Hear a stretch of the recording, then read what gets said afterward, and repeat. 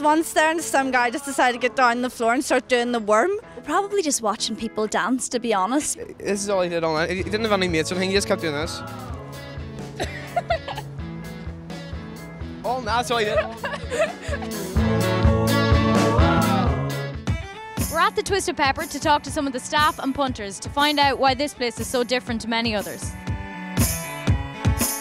So would you see yourself as a real cultured venue kind of for young people? We want to offer something new, so I don't know whether that's, makes us a cultural venue, but we just want to do something different. And this night in particular, what do you focus on? We use young people that are innovative in what they do, whether it's fashion, music, art, anything. So we just like to use people that want to push the boundaries and give them a platform to do something new. So how much organisation goes into a night like this? Okay, well the hardest part really is to start up the night, at that point you have nothing. The main thing is building your fan base, so like obviously the Facebook group is brilliant for that because you've got like direct contact with people every week. The people that run this place are very accommodating to any new ideas, so it helps in trying to make something new. You just want to be uber cool and that's it. Yeah, uber super duper cool. That's us in a nutshell. But in the least pretentious way possible, I suppose. So the Twisted Pepper gets your thumbs up? Yeah, 2. Why not?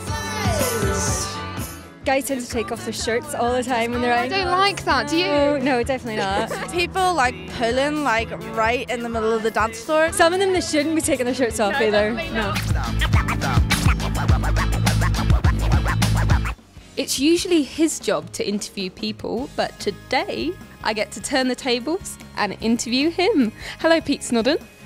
Afternoon, how are you? What about difficult guests? Have you ever had anyone who responds with yes, no?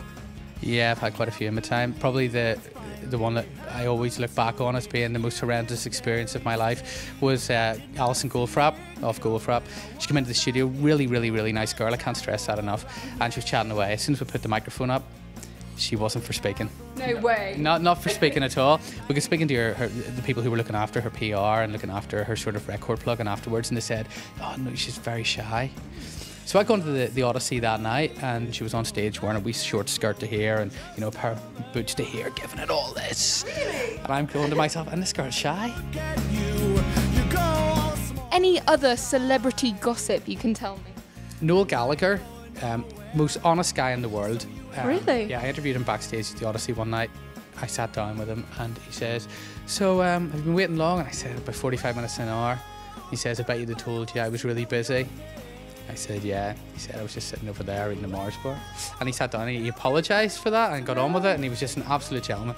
And what about nerves? Do you ever get stage fright, especially when you're comparing a big event? I think anyone who works in the business who says they don't get nervous is lying. Do you ever get the shakes? The only time I get the shakes is whenever I'm cold. Okay. So if I'm standing there with them shaded, like seriously, someone put the heating on. So where can people listen to your show? You can listen to the show on 97.4 FM. On DAB digital radio and on the internet at coolfm.co.uk. And we do a podcast and everything, so you can download that for free. Fantastic. Well, thank you so much for joining me. Alicia, thank you.